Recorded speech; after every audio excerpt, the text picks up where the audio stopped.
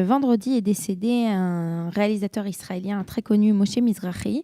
Son enterrement est aujourd'hui, donc j'en profite pour parler de cette figure, Moshe Mizrahi, qui est le seul israélien à avoir gagné un Oscar. Il est franco-israélien ou israélien? Non, il est israélien, mais une partie de ses films était une production française. Et on va en parler justement.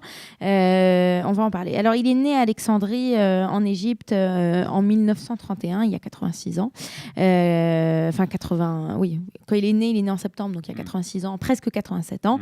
Bien entendu, à Alexandrie, je ne sais pas si vous connaissez un petit peu l'histoire des communautés juives d'Égypte. On avait Alexandrie, c'était une communauté qui était plutôt importante, culturellement de langue française, et c'est comme ça. Donc il grandit avec cette culture francophone qu'il connaît bien. Il parle français. Donc il parlait français tout couramment. J'imagine que c'était la langue qu'il parlait à la maison. En 1946, il fait son alia d'Alexandrie avec sa mère qui est veuve, donc son père est décédé juste avant, et son petit frère Shabtai. La famille va s'installer à Yafo, où elle va vivre des moments une intégration assez difficile, et cette intégration difficile va être renforcée par le fait que son grand-père, le père de sa mère, va décéder, et que c'est sa mère qui va devoir tout prendre en main. Et d'ailleurs, c'est cette image de femme forte qu'on peut retrouver à travers la majorité de ses films. On a toujours une actrice dominante, entre guillemets, cette femme forte qui prend tout sur elle et qui fait tout. Ensuite, il vit encore d'autres choses assez difficiles.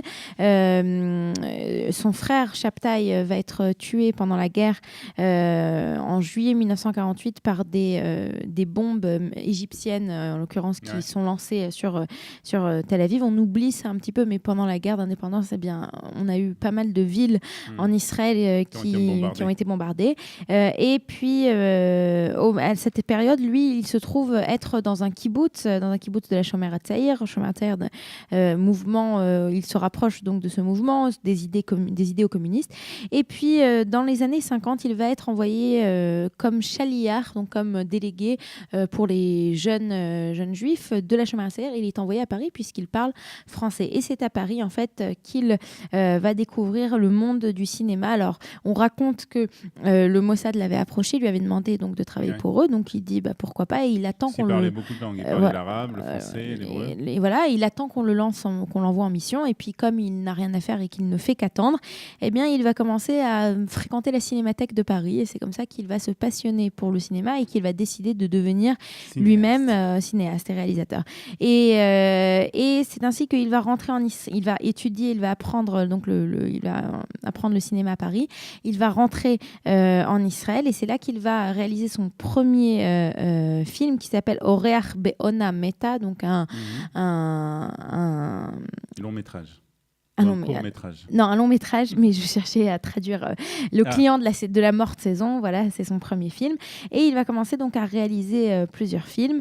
Et puis au bout d'un moment, alors là, justement, ce matin, je lisais un article qui a été écrit, une oraison funèbre qui a été écrite par le célèbre critique de cinéma Uri Klein du Haaretz. Et quand il discutait avec Moshe Mizrahi disait que ces films n'avaient pas réussi, n'avaient pas été acclamés par le public israélien, pour la simple raison qu'au moment où il a commencé à faire ces films, et ces films parlent toujours, ce sont des films, comme il disait, qui me parlent, ce sont des films qui m'émeuvent à moi. C'était des films qui parlaient de la société, de la société israélienne, ou bien de la vie des juifs séfarades. Et en fait, à la même époque, en Israël, dans les années 70, qui est à la mode, ce qu'on appelle les sirte borekas, c'est les films borekas, qui sont en fait des films où on se moque de la société israélienne, et en particulier on rigole bien des populations séfarades, des populations mizrahi. Et donc lui ne se retrouve pas du tout dans ces films. Lui, il écrit des films qui parlent de vrais problèmes de société, et c'est la raison pour laquelle il pense qu'il n'a pas qu'on ne l'a pas aimé ou reconnu. Et surtout, donc c'est la raison pour laquelle il retourne en France, et il commence à produire des films en France, à réaliser des films en France. Souvent, ce sont des réalisations qui sont franco-israéliennes, et c'est dans ce cadre de ces réalisations qu'il fait en France qu'il va réaliser le film La vie devant soi, qui est on va recevoir un Oscar, qui va recevoir un Oscar, et c'est ce film, il faut le dire, c'est la réalisation en fait d'un livre de Romain Gary, mais qu'il a fait publier sous son nom, qui reçoit un Goncourt, et donc il réalise ce film, et ce film a donc un énorme succès, mais dans la branja, comme on dit, dans le monde culturel israélien, il est très mal accueilli. D'abord parce que on le présente comme un film français. Il faut savoir qu'au moment de l'Oscar, il y avait 5 films qui auraient pu gagner en fait l'Oscar. On avait un film grec, un film espagnol, etc. Et on avait un film israélien. Le film Mifta Yonatan, l'opération Entebbe.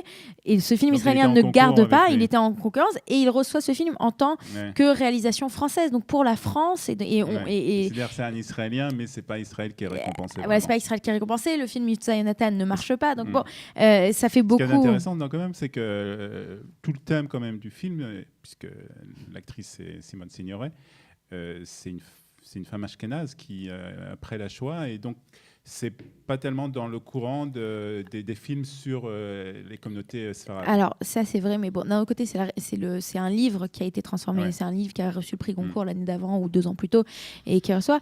Mais il touche, c'est sûr que Bien qu'on parle de beaucoup de communautés dans ce film. Oui, mais ses films à lui, parlent de sujets de société, de sujets juifs. Il n'est pas dans les blagues, ou il n'est pas dans autre chose. Et c'est la raison pour laquelle il ne va pas particulièrement être aimé en Israël. Il parle aussi peut-être d'un certain racisme, puisqu'il était séfarade, et qu'à cette époque, ce sont que des Ashkénazes qui ont la main mise sur tout le monde du cinéma. Il a fait d'autres films importants. Il a fait d'autres films importants. En fait, il a 3 de ses films qui ont été nommés aux Oscars, et seulement ce dernier, c'était le I Love You Rosa, La Maison de la rue Chelouche, et c'est seulement La vie devant soi qui va remporter le prix. Dans les années 80, il va avoir beaucoup plus de difficultés à trouver des financements pour ses films. Donc, il ne va pas véritablement continuer à créer des films. Enfin, il va continuer à en faire une dizaine, mais ce sera moins connu. Et il va avoir, par exemple, à plusieurs reprises, quelque part, des tristesses, puisque il va réaliser des films, par exemple, en France, et en Israël, on va pas les diffuser, ils ne seront pas projetés. Donc bon, il y avait beaucoup de ressentiments par rapport à la façon dont la scène israélienne. Il vivait à Tel Aviv, et il sera enterré aujourd'hui au cimetière de Kiryat Shaoul. Donc de Moshe Mizrahi, qui était né à Alexandrie en 1931 et qui est décédé le 3 août 2018 à l'âge de 86 ans à Tel Aviv. C'est important de rappeler ça en souvenir aujourd'hui. Merci Eliana. Avec plaisir.